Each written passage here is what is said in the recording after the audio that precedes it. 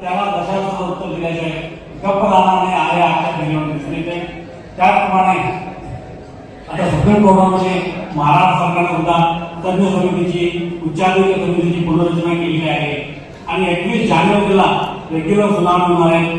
त्या दृष्टीनं लवकरात लवकर उच्चाधिकार समिती तज्ञ समितीची बैठक बोलावी अशा प्रकारे विनंती करण्याचे पत्र मध्यवर्तीतर्फे प्रवास पाठवण्यात आलेला आहे. आणि मधल्या काळामध्ये कुंभकोणी आणि इतर काही गोष्टी ज्या मागणी केल्या होत्या त्या त्यांनी मान्य केलेल्या आहेत. त्यामुळं गेलं 5-6 वर्ष जरी सरकार घडलेलं आहे असं वाटत असलं तरी ते आता उठलेलं दिसतंय, जागृत झालेलं दिसतंय आणि त्याप्रमाणे त्यांनी जर कारवाई केली आणि त्याप्रमाणे त्यांनी सुप्रीम कोर्टामध्ये जर पाठपुरावा केला तर आम्हाला वाटते हा प्रश्न सुटायचा राहील किंवा इतर वर्षामध्ये मोकळा होईल. या दृष्टीनं आम्ही मात्र इथं सातत्यानं कर्नाटक सरकार हा भाग कर्नाटकाचा आहे, कांदे आहे असं दाखवायचा प्रयत्न करायला लागलाय. ते रस्त्यावरच्या लढाईतनं खणून पाळत नाही. कालच पेपरला आलं की काही इंग्रजी आणि मराठी बोर्ड या कॉर्पोरेशनच्या अधिकाऱ्यांनी त्याच्यावर डांबर भासला किंवा काळो भासला किंवा रंग भासला. बरोबर या कॉर्पोरेशनला दुसरं काही काम आहे की नाही. आता येताना बघितले रस्त्यात खड्ड्याचे खड्ड्यात रस्त्याचे कळाले.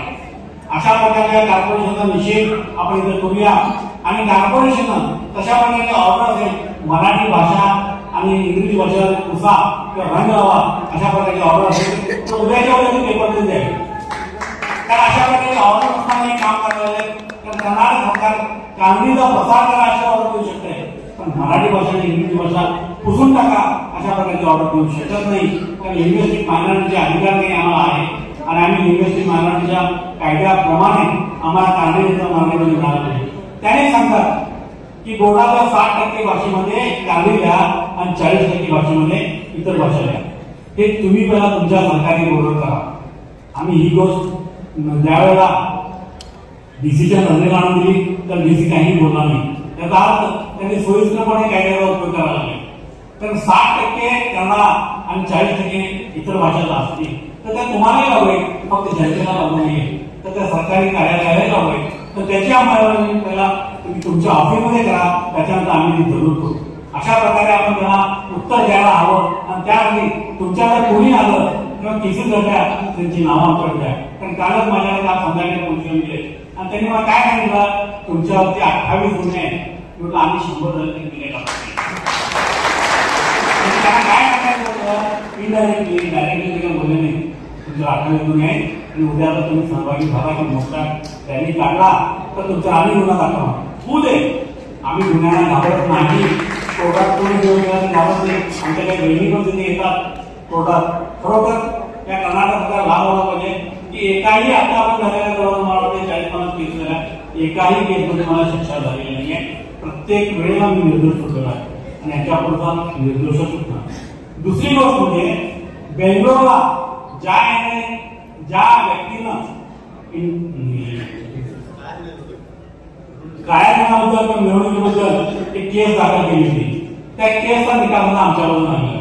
आम्ही त्याच्यात सांगलं की आम्ही काळात हा 1956 साजरा करतो संपन्न प्रतिमे पाडतो.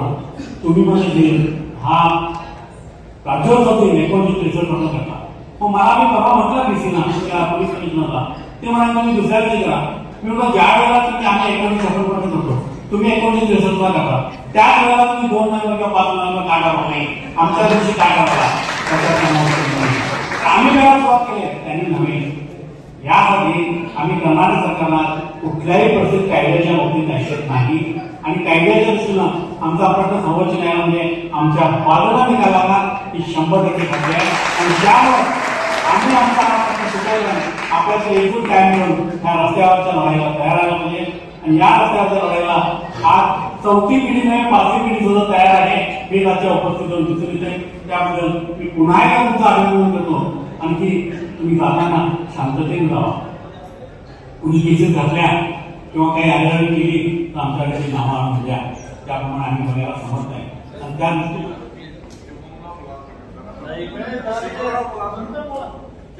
हे बघा बाहेर पोलीस हे सगळे रेकॉर्ड करायला त्यामुळं कुणाला बोलायचं किंवा नाही त्याच्या प्रतिक्रिया आपण द्यावं तरी कृती करावी. आम्ही तुमच्या पाठीशी आहोत.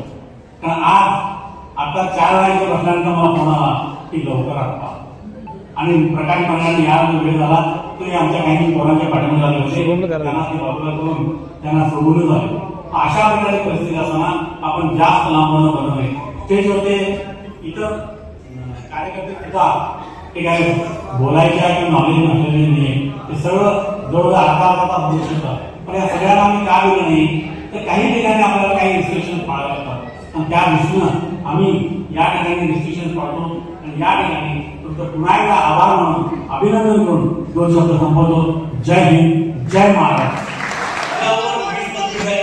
बाकीच्या कार्यकर्त्यांच्या केसेस आहेत, पण सर्वेजण एवढ्या मोठ्या ताकदीनं आलात आणि या कर्नाटक सरकारला आम्ही घाबरणार नाही हे दाखवून दिला. आणि त्याचप्रमाणे आम्ही देखील सांगितलं प्रशासनाला आमचे तरुण काही शंक नाही आहे. तुम्ही जरी रंग फासला, जर उद्या आमच्या तरुणाने मनात आणलं तर ते वाटेल ते करू शकतात. पण महाराष्ट्र एकीकरण समितीचं धोरण आहे आतापर्यंत 70 वर्षाचं की हा लढा शांततेत घ्यायचा आहे. त्यासाठी आमच्या महाराष्ट्र समितीचे सर्व नेते सहभागी अजूनही पाहून आहेत. याचं कारण एकच आहे, कारण आमचा प्रश्न न्याय मार्गाचा आहे, आम्हाला न्याय मिळणार आहे. तेव्हा कृपा करून आता जातेवेळी प्रत्येकाने शांततेनं आपापल्या घरी जा.